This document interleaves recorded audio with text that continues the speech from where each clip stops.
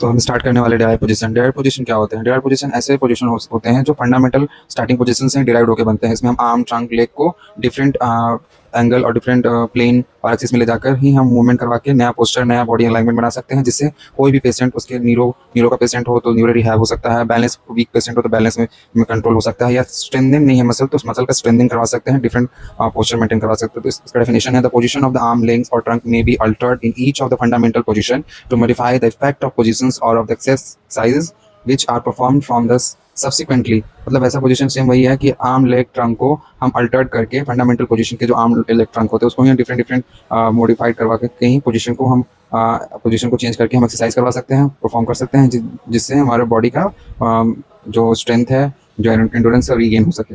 ये हम क्यों करवाते हैं, इसका पर्पस क्या है? तो यूनिवर्सिटी एग्जाम में पर्पस लिखना भी कंपलसरी है, तो इसके कुछ पॉइंट्स है वो देख लेते हैं। इंक्रीज और decrease the size and stability of the base. अगर किसी का बेस ऑफ सपोर्ट बैलेंस में वीकनेस है तो उसका हम बेस ऑफ सपोर्ट में वर्क करके small base, large base of support से स्मॉल बेस ऑफ सपोर्ट में एक्सरसाइज करवा सकते हैं। मान लीजिए ये दो पेशेंट इतना बेस ऑफ सपोर्ट कवर कर रहा है, इतना में एक्सरसाइज करवा रहा है, तो धीरे धीरे धीरे धीरे उसका बेस ऑफ सपोर्ट कम करवाएंगे और इतना में एक्सरसाइज करवाएंगे ताकि उसका बेस ऑफ सपोर्ट कम होता जाए और उसको फियर ऑफ फॉल या walking of fall of walking, fall of stair climbing में जो भी फियर है वो कम हो जाए।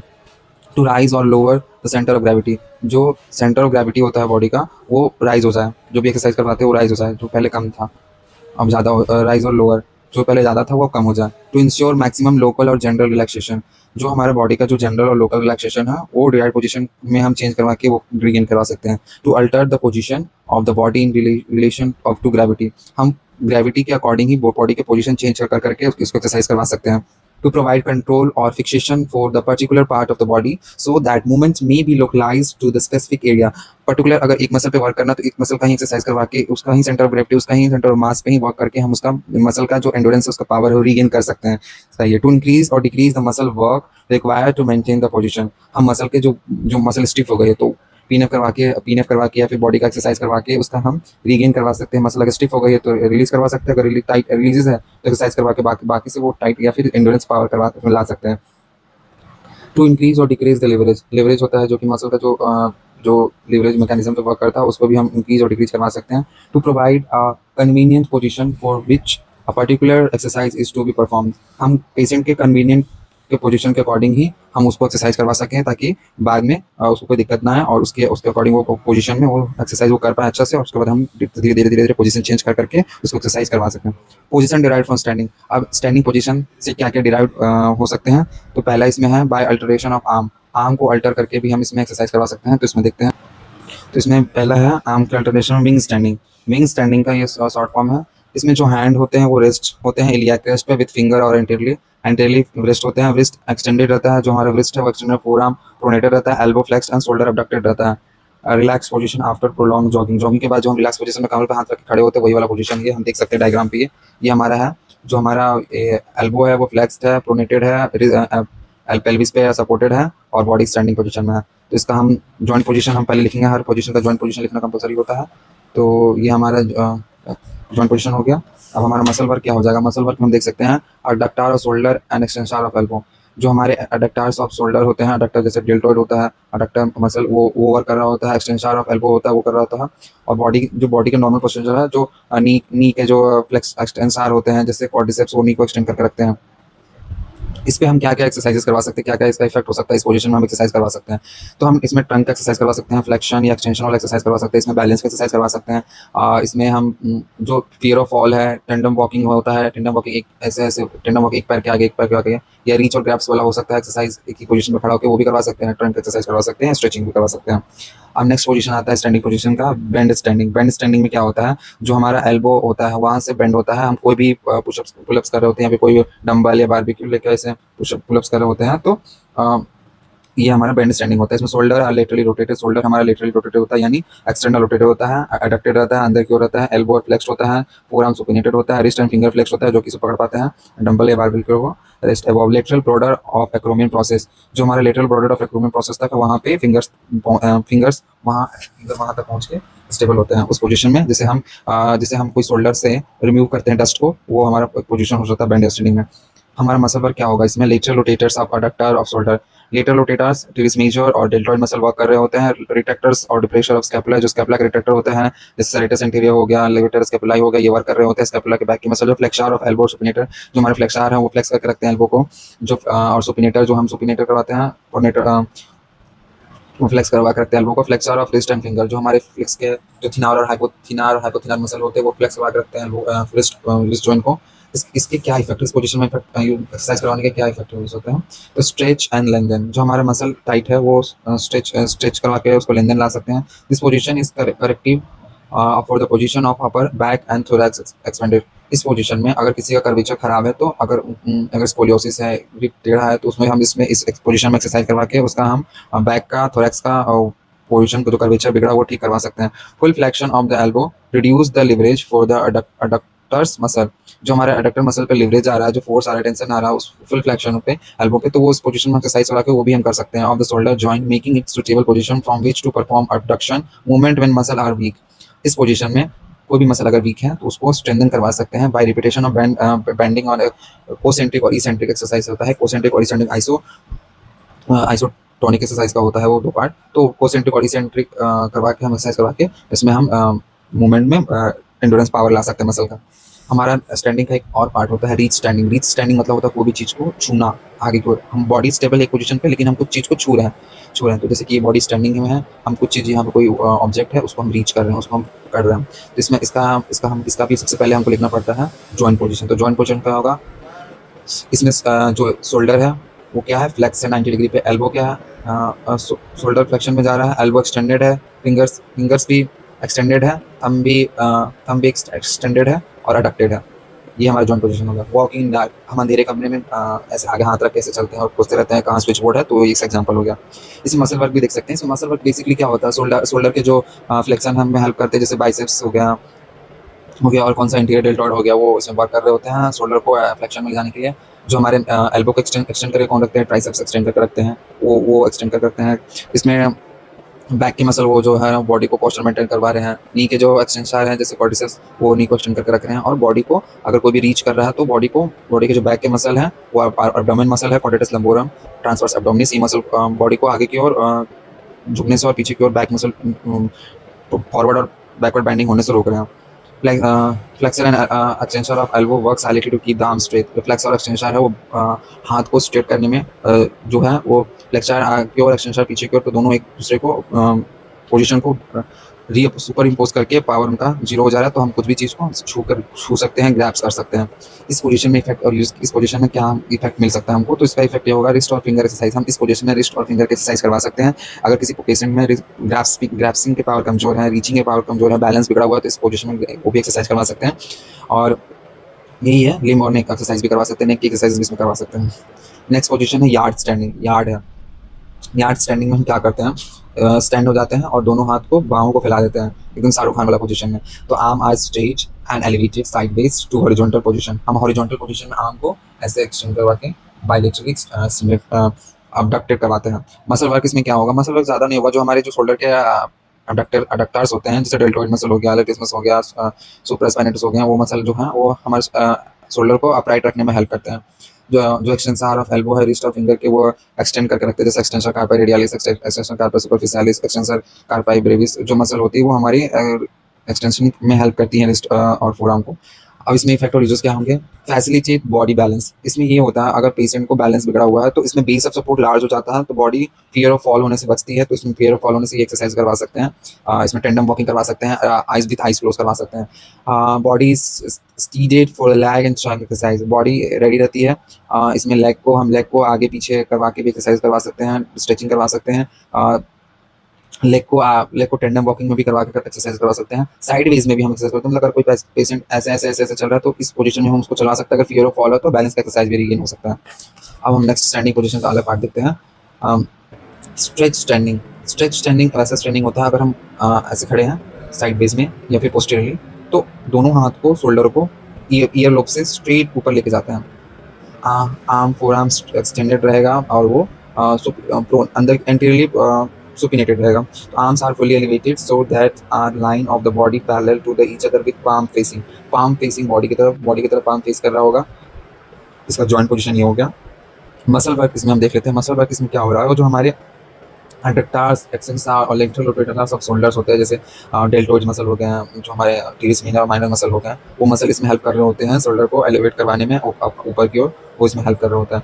The lateral rotators of scapula hold the arms position. जो लेटरल रोटेटर्स होते हैं, जो हमारे स्कैपुला को ऐसे एलिवेट करवा के रखते हैं, जो हमारे जैसे कौन सी मतलब होते हैं, सब स्कैपुलरिस और इंफ्रास्पाइनेटस, वो मसल भी हेल्प कर रहे होते हैं, स्ट्रेच हो रहे होते हैं। द एक्सटेंसर ऑफ एल्बो, जो हमारे एक्सटेंसर ऑफ एल्बो है, वो आर्म को स्ट्रेट रखने में हेल्प कर रहे होते हैं, जैसे एक्सटेंसर कार्पा रेडियलिस, एक्सटेंसर कार्पा लॉन्गस, ये हमारे आर्म को एक्सटेंड करने में हेल्प करते हैं। Wrist and fingers are kept in alignment by interplay between the muscle working over the wrist and by the extensor of the fingers. जो हमारे फिंगर के मसल होते हैं, रिस्ट के मसल होते हैं, वो एक play role, major play role कर रहे होते हैं। जो हमारे फिंगर्स होते हैं उसको एक्सटेंड करने में हेल्प कर रहे होते हैं। तो इससे इससे हमारा बैलेंस की एक्सरसाइज सिंपल सा है, इसमें हम बैलेंस की भी एक्सरसाइज करवा सकते हैं। नीरो के पेशेंट को हम अगर स्ट्रेचिंग देना है, वो बॉडी पूरा अलाइनमेंट हो चुका है, पर स्ट्रेचिंग देना है, तो इस पोजीशन में उसको सेल्फ असिस्टेड या एक्टिव असिस्टेड स्ट्रेचिंग दिलवा सकते हैं।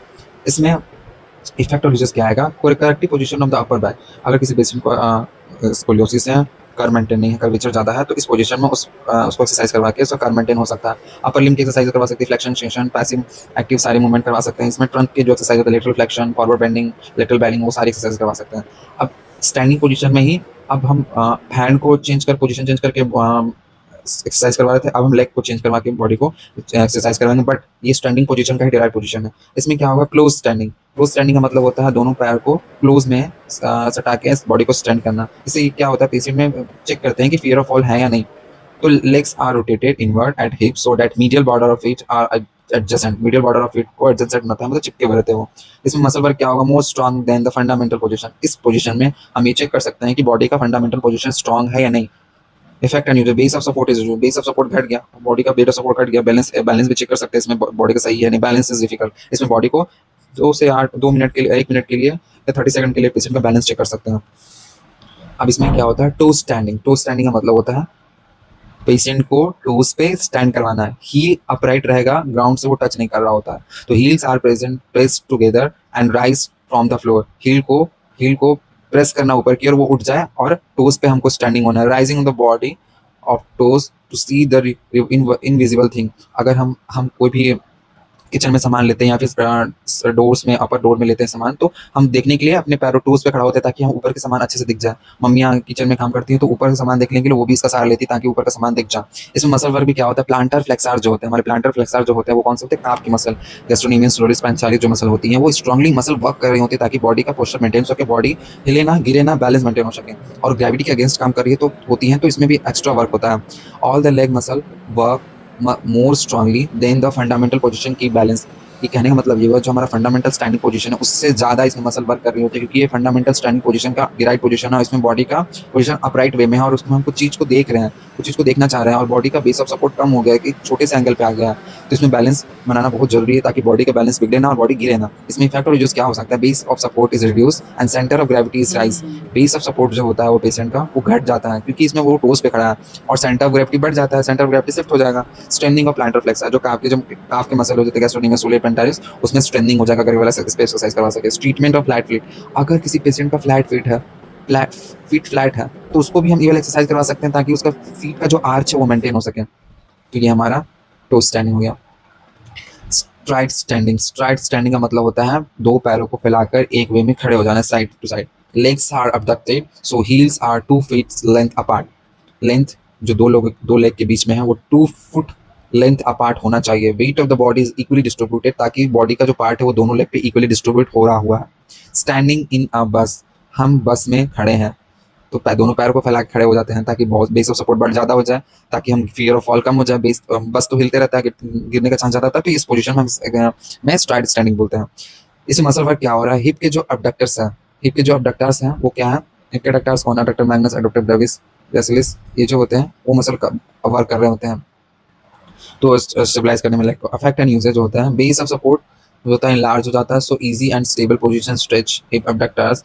जो बॉडी का पोजीशन जो होता है इसमें लार्ज बेस ऑफ सपोर्ट हो जाता है ताकि बॉडी का बैलेंस ना बिगड़े और गिरे ना। Easy for which to perform exercise specially those in a frontal plane. अगर किसी भी पेशेंट को फ्रंटल प्लेन में दिक्कत आ रहा है एक्सरसाइज करने में, तो ये वो पोजीशन है जिसको फ्रंटल प्लेन में एक्सरसाइज करवा सकते हो। तो ये हमारा स्ट्राइड स्टैंडिंग का मसल इफेक्ट एंड यूजेस हो गया। अब हमारा आता है वॉक स्टैंडिंग। ये पोजीशन को वॉक स्टैंडिंग बोलते हैं, मतलब एक लेग फ्लेक्स रहेगा, एक लेग एक्सटेंड रहेगा. One leg is placed directly forward so that heels are 2 foot length apart on the same line में 2 फुट का डिस्टेंस हो, एक पैर फ्लेक्स्ड हो, एक पैर एक्सटेंडेड हो और वॉकिंग वाला पोजीशन मेंटेन हो रहा हो. Balancing on a roof. कोई आपने देखा होगा कि कोई में मेले में या फिर कोई भी मेले में दिखा रहा होते हैं कि एक रोप में कोई लड़के या लड़की बैलेंसिंग का एक्सरसाइज दिखा रहे हैं, तो वो हिलते रहते हैं, एक पैर आगे एक पैर पीछे रहता है और वो बैलेंस मेंटेन कर रहे होते हैं, क्योंकि वो रिपीटेटेड इस मूवमेंट को कर रहे होते हैं, तो उनको प्रैक्टिस हो जाती है. अब मसल वर्क इसमें क्या होगा, there is a tension on the structures anterior of the hip and on the calf muscle of the posterior leg. Therefore, the extensor of the hip and knee, this is leg strongly maintain the position. जो हमारे नी के जो एक्सटेंसार होते हैं वो quadriceps होते हैं, hamstring होते हैं, वो इसको पोस्टीरियर पीछे गिरने या आगे गिरने से रोक रहे होते हैं. तो काफ मसल होती है वो स्ट्रांगली वर्क कर रही होती है, टिबियालिस एंटीरियर होते हैं वो भी स्ट्रांगली वर्क कर रहे होते हैं, ताकि हमारी बॉडी का पोस्चर मेंटेन हो सके और बैलेंस बिगड़े ना. इसके इफेक्ट और क्या हो सकते हैं, base of support is enlarge, क्योंकि 2 फीट अपार्ट है, डिस्टेंस ज़्यादा है, तो इसका बेस ऑफ सपोर्ट ज़्यादा हो गया.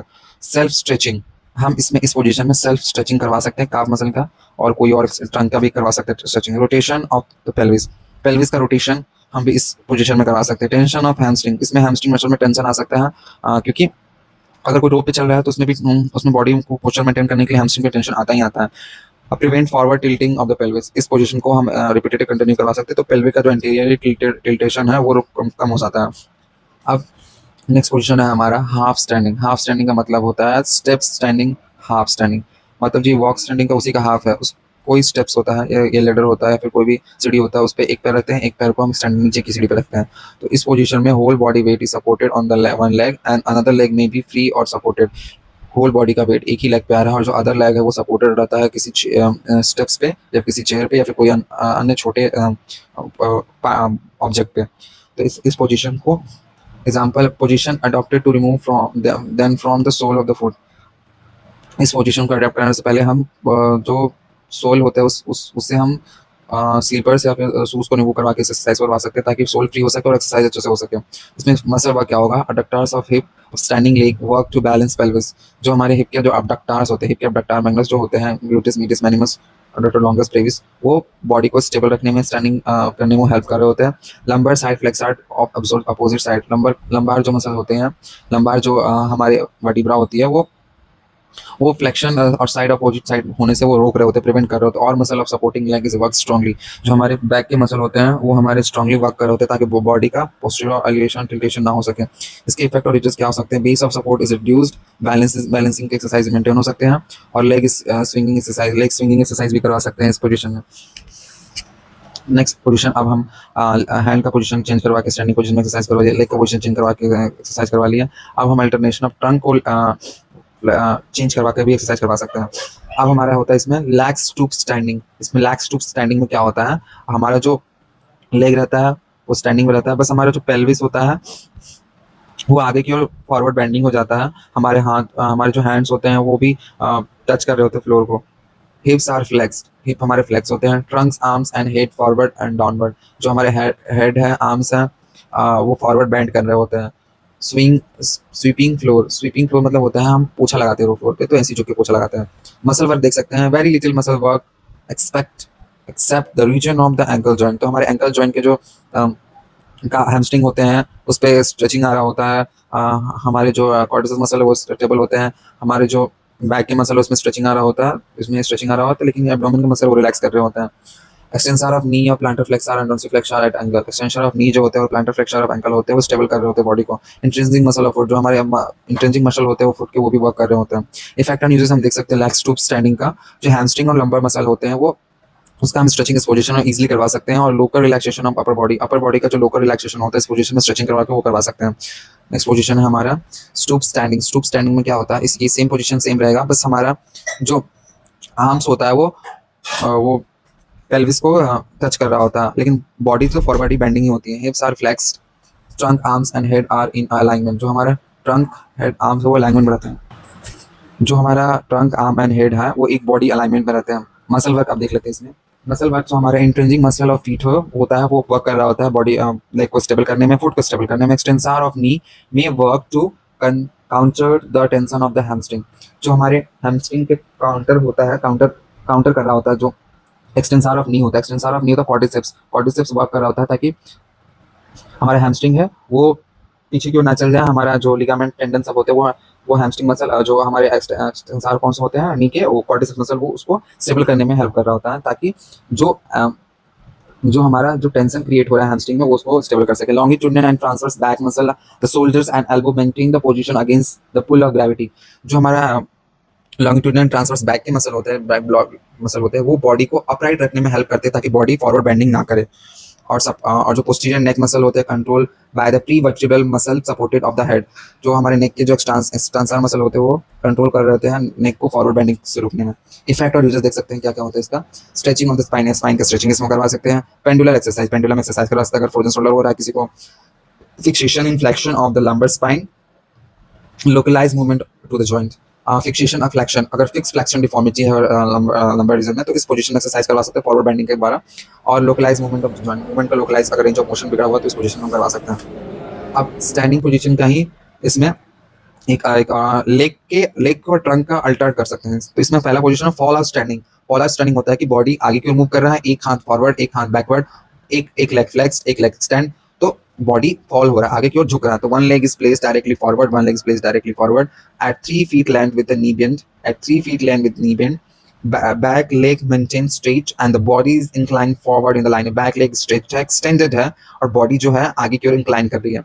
वन हैंड आगे की ओर, वन लेग पीछे की ओर, ये हो गया जॉइंट पोजीशन। मसल वर्क इसमें क्या कर रहा है, फॉरवर्ड लेग के जो एक्सटेंसर होते हैं of the foot muscle work strongly supported to the back.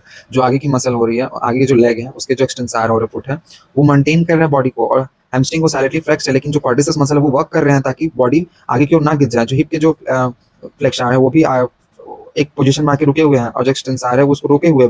जो बैक जो एक्सटेंसर है, जो बैक के जो एक्सटेंसर है बॉडी का, वो भी बॉडी को फॉल आउट होने से प्रिवेंट कर रहा है। तो इस पोजीशन में बैक का स्ट्रेंथनिंग हो रहा है, आगे मसल रिलैक्स हो रहा है और स्ट्रेचिंग भी हो रहा है। जो बैक का स्ट्रेचिंग हो रहा है, तो back leg extensor keep the trunk straight. Effect and uses, इसमें हम स्ट्रेचिंग करवा सकते हैं हिप के फ्लेक्सर, प्लांटर फ्लेक्सर जो हो सकते हैं। प्लांटर फ्लेक्सर कौन सा होता है, काफ मसल होता है। Strengthening of the forward leg, आगे के लेग का स्ट्रेंथनिंग होगा जैसे मैंने बताया। Thank you.